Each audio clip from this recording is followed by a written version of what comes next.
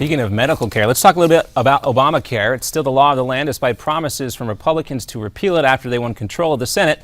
Remember the 2014 midterms? Well, according to Politico today, the GOP's months-long debate over when and how to send a repeal of Obamacare to the president's desk now appears to have an answer.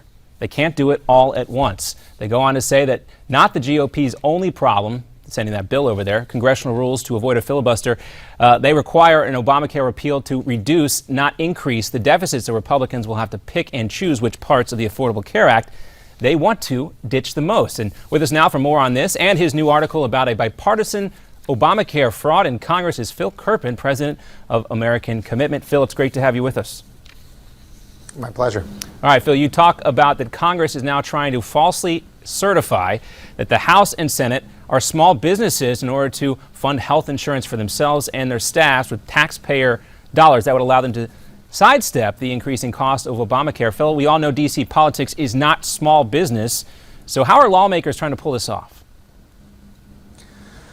Well, they've basically committed fraud. They filed false documents to get around the requirement in the Obamacare law that they lose their previous insurance coverage and go into the exchanges like everyone else. That was something the American people had demanded. When it actually came time for it to happen, members of Congress of both parties didn't want to do it. They didn't want to lose taxpayer funding for their premiums for themselves and their staff, and so they cut a deal with President Obama to allow those tax dollars to follow them into the Obamacare exchanges. But they had a big problem, which is the regular Obamacare exchange has no mechanism for an employer contribution. So what they did is they lied. They filed false documents. One claiming the U.S. House of Representatives has less than 50 employees, another claiming the U.S. Senate has less than 50 employees, and they went into the small business exchange pretending to be small businesses, and of those less than 100 employees of Congress in the small business exchange, over 13,000 people have signed up. And so this is an obvious and ongoing fraud.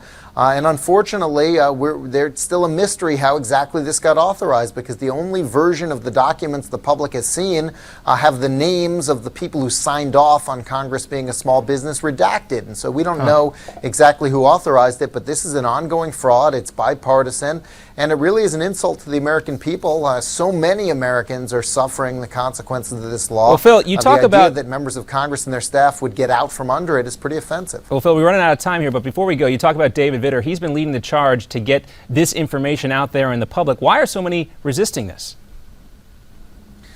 Well, I'm not surprised the Democrats are party to this fraud, because anything to prevent reopening Obamacare is good with them. But it is disappointing that so many Republicans don't see that suffering some short-term pain for themselves and their staff could be a good thing if it means that we could reopen the Obamacare law, put some pressure on the Democrats. So I don't know what the reason is that Vitter hasn't gotten more support from Republicans, but it has been disappointing. All right. Thanks a lot, Phil Kerpen, president of American Commitment. You can find out more by going to American Commitment. Is it .org or .com, Phil?